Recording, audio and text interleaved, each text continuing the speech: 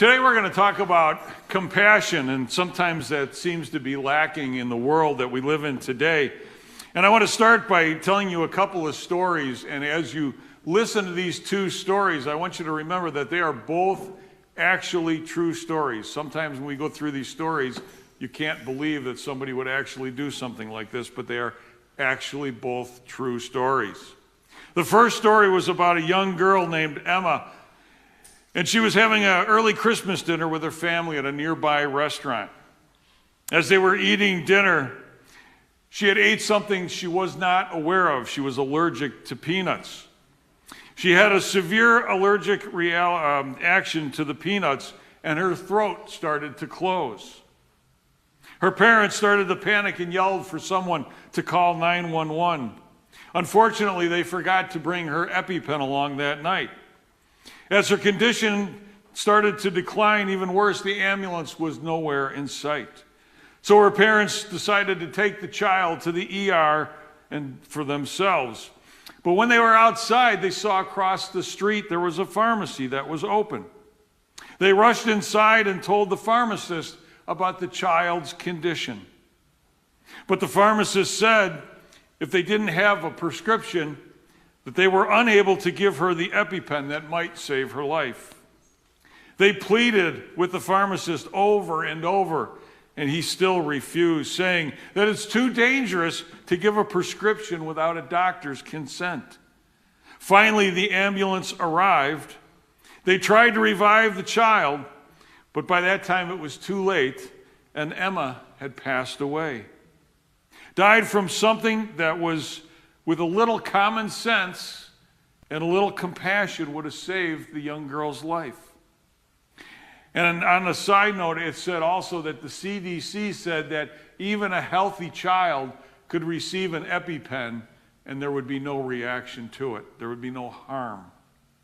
The second one is about a family that was swimming in a river. And there was a young child that was drifting into dangerous waters. A man named Doug was walking his dog along the side of the river and heard the cries of the family. He looked around to see if there was any officials that could help. But with no officials around, Doug and two other people leaped into the water to help the families. Just before the little boy was about to be sucked into the rapids, Doug grabbed his arm and pulled the boy to safety, handing him off to the two other people that were helping. And the boy got safely to shore. When the family returned to the beach with their son and the two other people, they heard the cries of Doug being sucked into the rapids.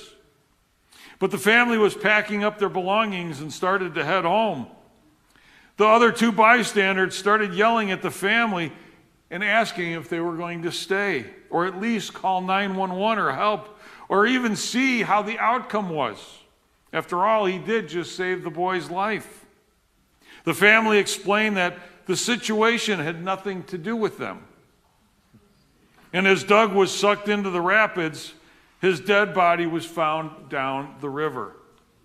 The family later apologized, saying they were sorry for not staying and helping. But the results of their lack of action and compassion had already taken its toll. It was too late. A man that was simply walking his dog took compassion on them, but in return, they wouldn't take compassion on him.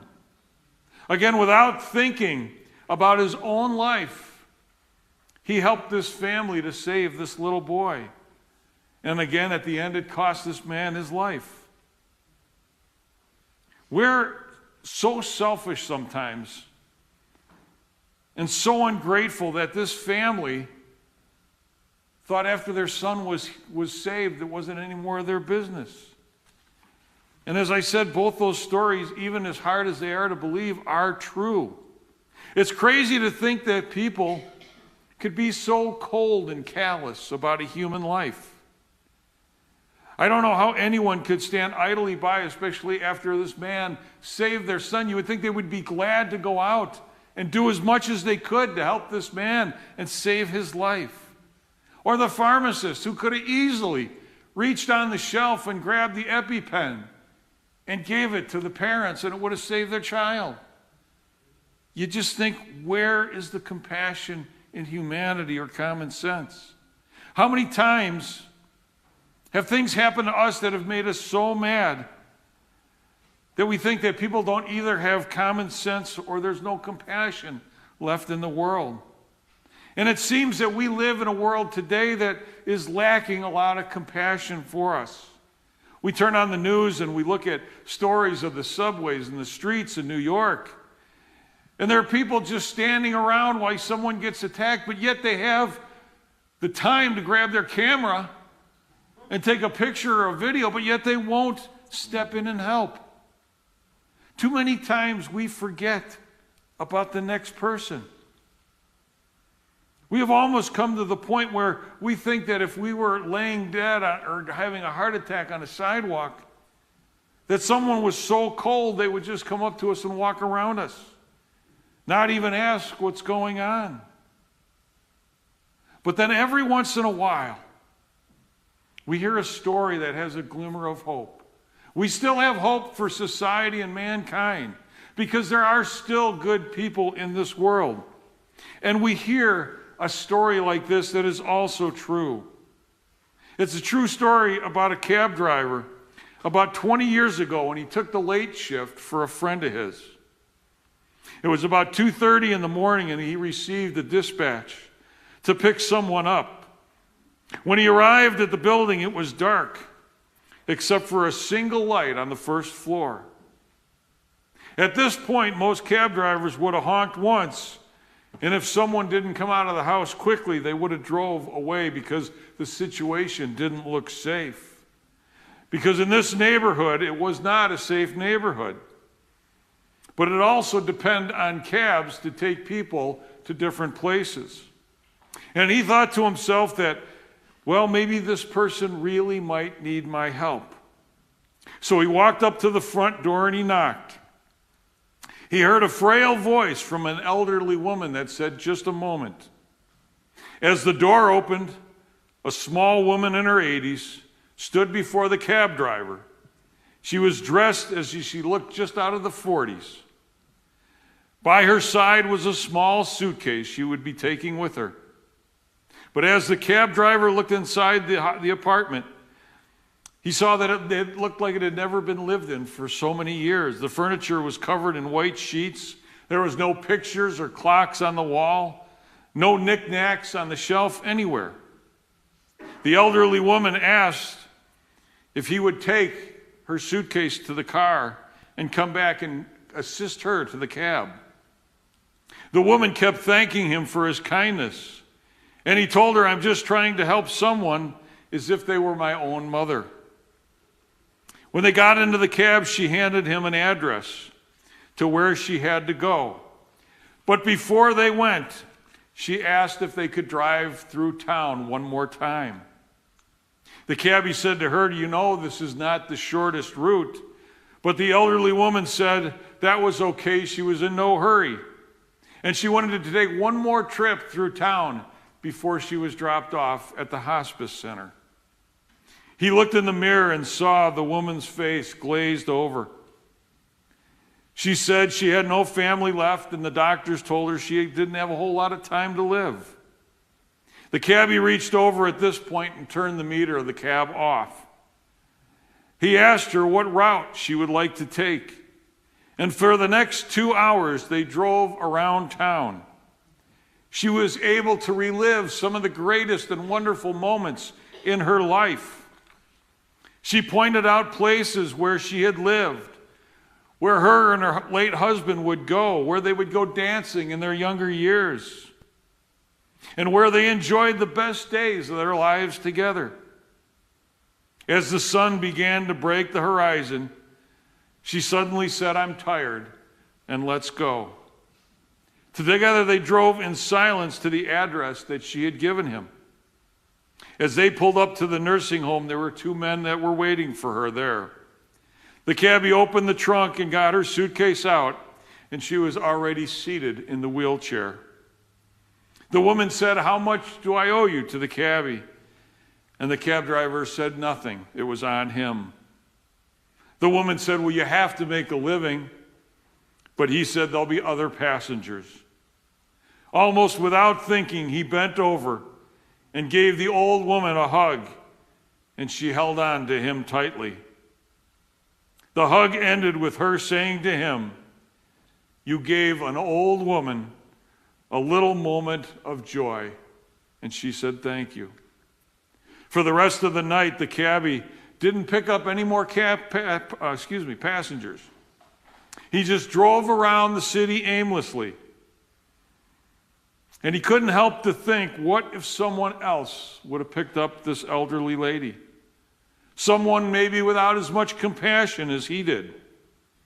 Or they would have pulled up to the house, honked the horn once, and if nobody came out, they would have left. But the one thing that struck his mind the most that night was the fact that he didn't think he had done anything that was that important. And that's what happens in our lives sometimes. We do something that we don't realize can touch another person's life. We kind of only think of the big things. Saving somebody's life from that's having a heart attack, or someone that's choking, or someone that's in a fire. We think the brave, big moments are the things that matter in our life, but the truth is, great moments often catch us off guard. Beautiful things that are wrapped in small packages that help other people, that we may consider useless, can change a human life without us even knowing that it was something special. So many times I have said in the past, you never know how many lives that you have changed while you're on this earth. People that you have talked with, people that you have listened to, people that you have just hugged.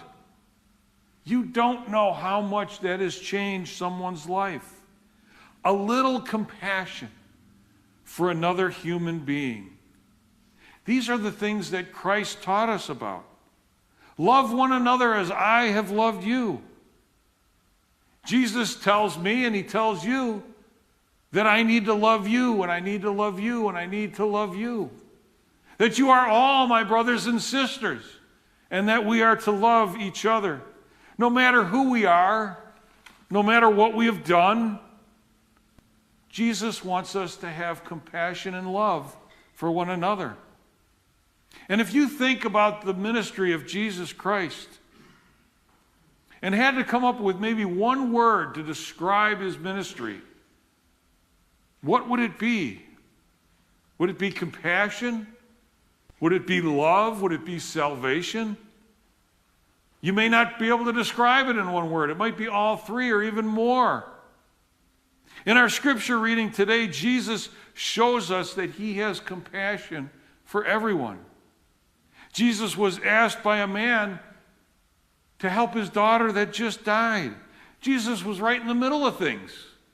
He was right in the middle of the synagogue, but this man came up to him and said, "Would you heal my daughter?" Compassion. He asked Jesus for compassion. And as Jesus said yes and got up, before he could even get out of the synagogue, a woman came to her and asked if she could be healed. Said, "If I could only touch your cloak, I know that I would be healed." But Jesus was already in the process of helping someone else. He could have easily said to the woman, "I'm busy right now. Woman, come to me later." But he didn't. He stopped and he paused. And he healed the woman right there. What would you do in a similar situation?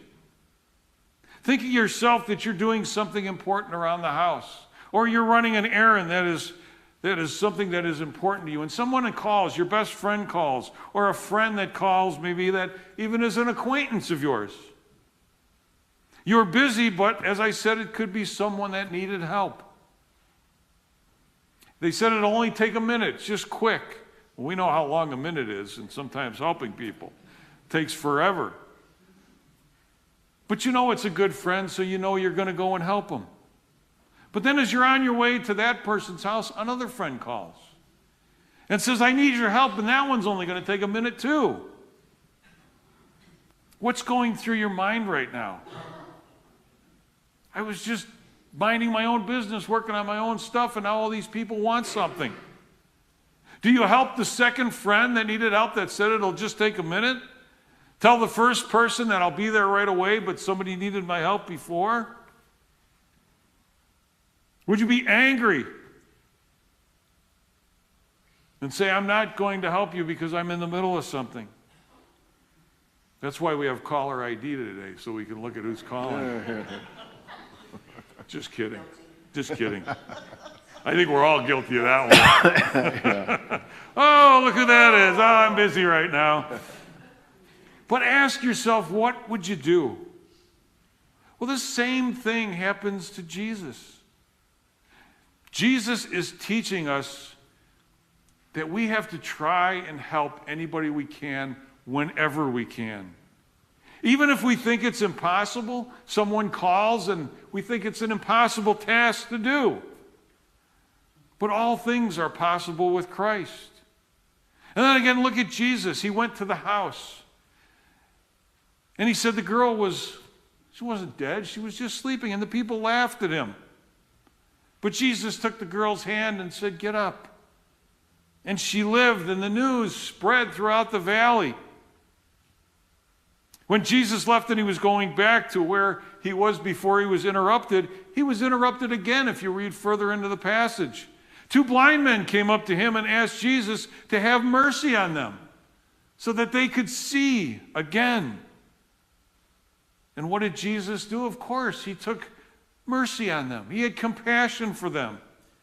And he also healed them too, even though it was something out of his way. But if you really think about it, the whole ministry of Jesus was one interruption after another. And can you say to yourself that you would do the same thing? Would you always stop what you were doing and help someone else in need? Too many people today, I believe, they get angry right away. All his friends want is help. I don't want to help him anymore. Would you be happy if someone called and needed help? Or would you be angry? But this is the love and compassion that Christ has for us today. It doesn't matter what Christ was doing. He always stopped and helped somebody that was in need. And that's a lesson we need to practice today and put in every day of our life to try to help people that are in need. Because as I said before, just like the cabbie, you never know what a simple word, a hug, just listening to someone might do. It can change their life dramatically. Sometimes we have to remember, and it's a hard thing to do, that it's not about us. It's about God. We're here as his disciples to do his work, to love one another as he has loved us. And isn't that really what life is about? Now, we know we're not going to change the world, but you know what? You can change someone's life more than you will ever know. And we can change our little corner of the world.